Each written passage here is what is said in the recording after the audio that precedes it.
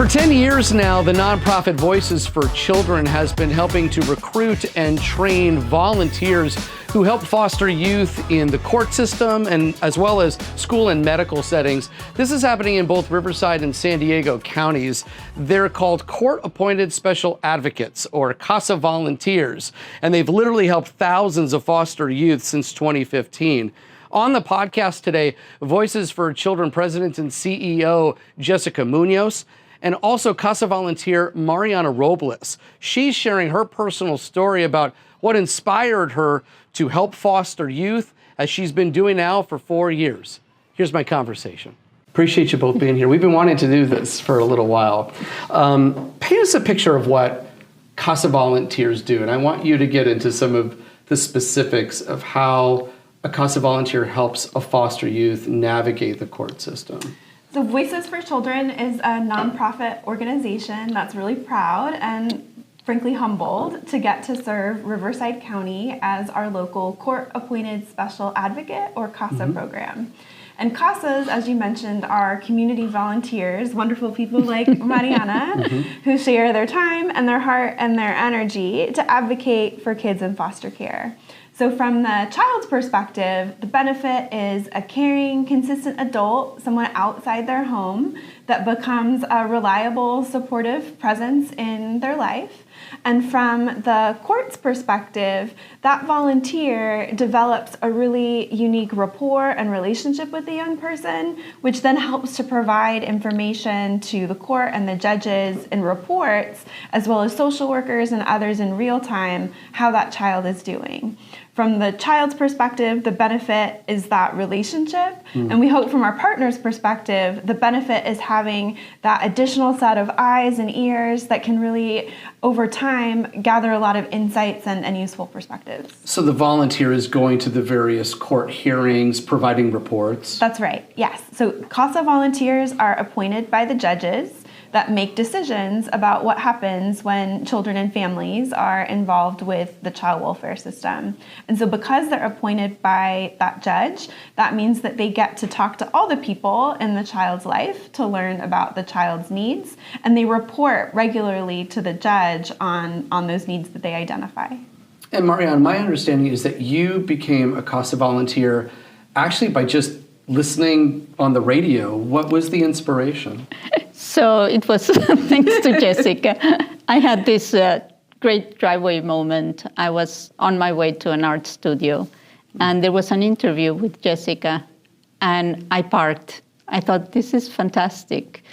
And at that time, I had been retired for a few months, and I knew I wanted to volunteer and give back to the community. And it seemed perfect for me. It seemed to match my skills. So after that, I went home and I got on the website and looked at what you needed to do to become a volunteer. And it's been fantastic from then on. You started when? I started 4 years ago, a little over 4 years. Tell us about why you feel volunteers like Mariana are so important. And specifically, let's say that these CASA volunteers weren't available. What do you think the impact would be on the youth? CASA volunteers are in the unique position to typically serve one child or one sibling group at a time. Most of the professionals in the child's life don't have that luxury, frankly. There's amazing social workers and attorneys and other providers who are working really, really hard in the best interests of kids. Because of their role, though, they're tasked with serving many families at one time. And so that means that just by the nature of their work, they're pulled in lots of different directions. CASAs, because they're volunteers, don't have a caseload, if you will. They just get to focus on one child or sibling group at a time. And so that allows a unique type of attention. And through that attention, over time develops a relationship. And through that relationship is how they really come to understand and have so many useful insights that frankly can help social workers, judges, and others have more information at their disposal so that they can make good decisions for the kids that we serve too. We have social workers in children's services. They, help with protective services when a child's been abused or neglected, foster care, adoption. There's so much work that our CSD social workers do. How do CASA volunteers intersect with our children's services social workers? That's a great question. So all of the children that we serve are served by a children's services social worker from DPSS. So we are working together to serve the same children and families. And so Sounds like it's kind of a team environment. it is. And so social workers, of course, have their very specific role and responsibilities. And CASAs can come along and develop a really individual relationship with the child and often the whole family. And then through those relationships, they can add to the information that social workers might have to understand the needs of the families that they're serving too. What's been your experience in terms of how you're helping these foster youth? Like, what are some typical things that you do that have been helping over the last 4 years? So one thing I always do is, you mentioned teams, and I try to really become an integral part of the team, because it's not just the social worker, but it's the social worker, the therapist, the parents, the foster parents. So I really try to establish a relationship with all of them, and of course with the children, so that I can get a multifaceted picture of that child and present it to the court. And it may be helping with school. It may be sports, making sure that if a child is interested in sports, I can facilitate either getting the equipment or making sure he's actually put into a team and taken to practice. So there's really a variety of ways in which you can help. And the beautiful thing is that you have as much time as you are able to put into establishing a relationship with that child, getting to know their talents, their needs, their strengths and their struggles, and mix everything together and work with the team to make their life better. That's beautiful. Riverside County has thousands of children who are in foster care. My understanding is that CASA has, though, only about 300 volunteers. Is that correct? That's right. So we have over 300 volunteers, and last year we served 730 children.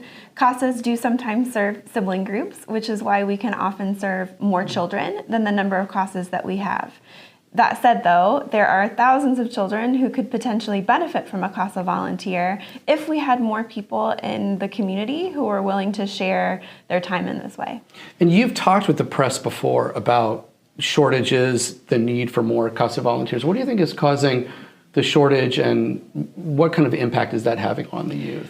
I think one of the things that we really try to acknowledge is this is a volunteer role that does require a commitment, as Mariana knows. So we ask that volunteers plan to stay with the program for at least 12 months, have 10 hours or so to share, and really be prepared to commit to the young person that they're serving. Because what we don't want to do is create a situation where we've introduced another adult into the child's life and then have that relationship disrupted and maybe, without meaning to, do more harm than good.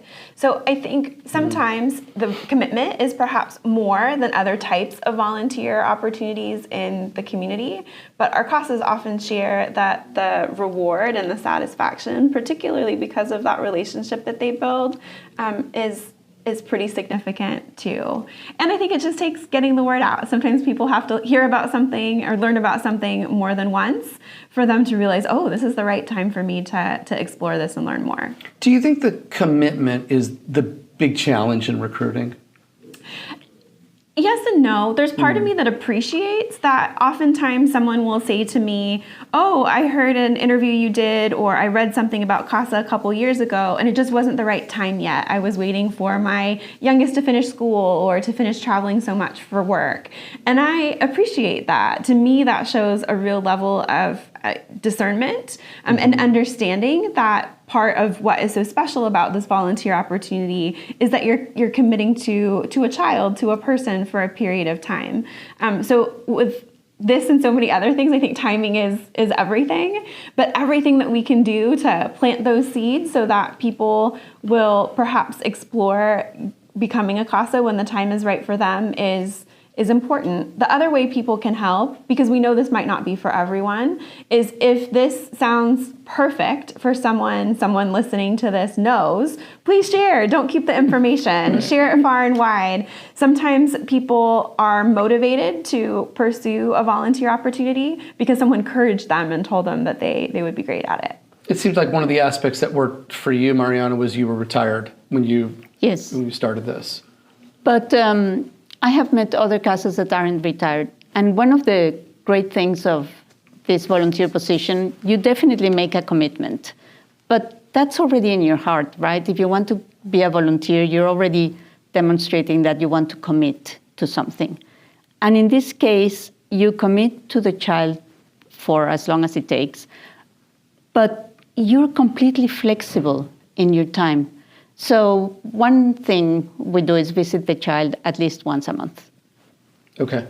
It doesn't have to be at a certain time or a certain day. You talk to the caregiver and you see what works for them and yours and reach a compromise on when's the best time for you to meet this child. How many hours a month does a volunteer do? So I think on average it's about 10 hours. Okay. And it goes up or down, right? Maybe you do a special outing that's longer and you end up doing more than 10 hours. But that's the beauty of it. You decide the time and what you want to do.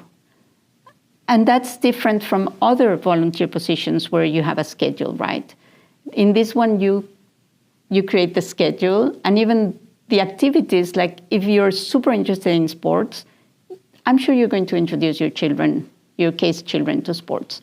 But if you're interested in food, you're going to explore that with them. So the flexibility of this volunteer position is one of the beauties of it. Take us back to 4 years ago.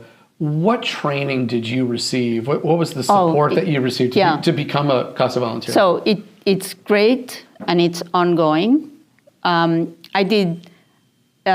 First I went to an informational meeting, which is great because then you think, I think I want to do this. Then you go to the informational meeting, get in-depth information, can ask questions. And then there's a 35-hour training that's part virtual and part in person. And one thing that was fantastic during my first case was that everything I found during the case had been mentioned in the training. It's really well designed. So I would be, that's what they were saying. They said I should do this. This is the next step. And you have an advocacy supervisor assigned to you who mentors you through the whole process. And they're there 24/7. They're not supposed to be working in the evening, but they're always one phone call away. They're accessible. So I have always felt so supported. And then in addition, there are small group meetings where there are targeting different areas. It might be court report writing. It might be helping kids that are about to exit from the program, different topics. And there are also some which are open, and it just gives an opportunity to meet with other CASAs and supervisors and share experiences, ask questions, and just support each other. So it's not only a great training, but it's ongoing. You're always being supported, and that has been one of the things that keeps me going. How do you feel you've impacted, the lives of the children who have come into your care? And maybe there's even a specific story you could think of, obviously without mentioning names. I was lucky in my first case because it was really inspiring. It was a reunification case with, I ended up with 3 out of the 4 siblings being in my case. And I really worked with the social worker, the grandmother, the mother, the grandfather, the caregivers. It was really a team effort. And at the end, I had helped the mother become familiar with the school district. So all the kids were in school.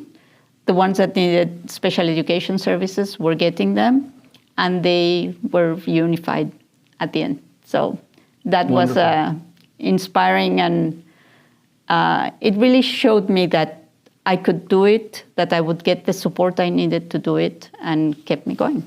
And how many youth have you counseled as a CASA volunteer over 4 years? 13. Okay. Ranging from my youngest one, who was 1 year old when I got him, to 18 years old. Wow. What would you say to somebody who, listening, watching this, maybe they're thinking about, I want to do what Mariana's doing, I want to be a CASA volunteer. What would you tell that person? I would really encourage them to start like I started, with that informational meeting, because it goes through all the nitty-gritty and numbers and other inspiring stories, and then to go through the training, because it really gets you in.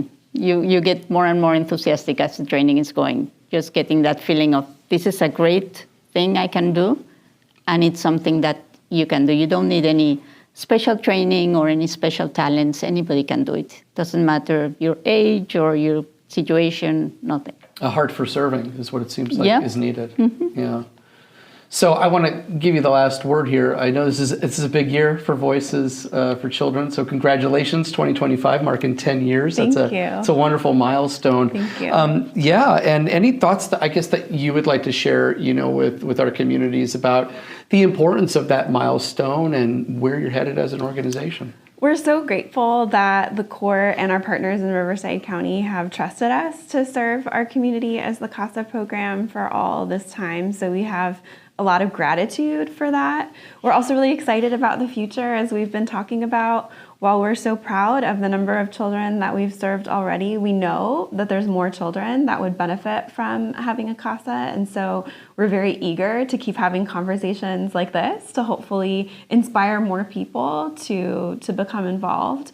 And the last thing I would say is, just as much as we talk about the need for more CASAs, I would be remiss if we didn't thank all of our current CASAs and those who have served in the program over the last 10 years, people like Mariana, who are so generous with their time and their heart. Our volunteers are really the heart and hands of the work that we do in every way. And so we always want to take every opportunity to acknowledge the volunteers who have served our community as CASAs. And am I right that there's still an ongoing need for both male as well as bilingual volunteers? Can you talk a little bit about that need? That's true. So we need everyone. Right. We have a particular need, though, for men and for volunteers who speak languages other than English, especially Spanish. When we look at our wait list and the kids who wait a little bit longer, it's oftentimes families where there's a need for a Spanish speaker or a boy who's particularly requested a male CASA. So not all of our boys are served by men, but some of our boys, especially the teenagers, would love to have a male CASA, and so we try really hard to honor those requests. Why do you think, do you have any theories or thoughts as to why there's this shortage of male volunteers in particular? That question isn't unique to Voices for Children. It's something that most CASA programs across the country have identified as a need. And I think other child-serving organizations will sometimes notice that they have a shortage perhaps of men among their volunteers. I don't know exactly why that is, but I do know that there was really interesting research a couple of years ago to suggest, similar to what I shared earlier, that men are more likely to volunteer if somebody encourages them to do it. So I would say to everyone listening, if you know a great guy and you're sitting and hearing this and thinking, he would be wonderful, tell him. Reach out. That's right, because there is some research to suggest that men are more likely to connect with community organizations when they're encouraged or introduced. This has been great. Is there anything else? Maybe I didn't ask either one of you that you wanted to share. Anything else you want to say? No, I just want to reiterate how I am so thankful for the organization, how well everything works and how well we are supported. Because it's really a fantastic volunteer opportunity, and it works because of how well it's organized. Well, thank you both so much for coming on the service station. We appreciate it. Thank you for having us. Thank you. As you heard, more volunteers are needed, including male and bilingual volunteers. If you're inspired to volunteer, go to this website. It's speakupnow.org and select Riverside County, and then you could get on an information session to learn more. Thanks so much for listening to the podcast. Don't forget to like and subscribe. And of course, we're on social media as well, @RivcoDPSS. Till next time, take care.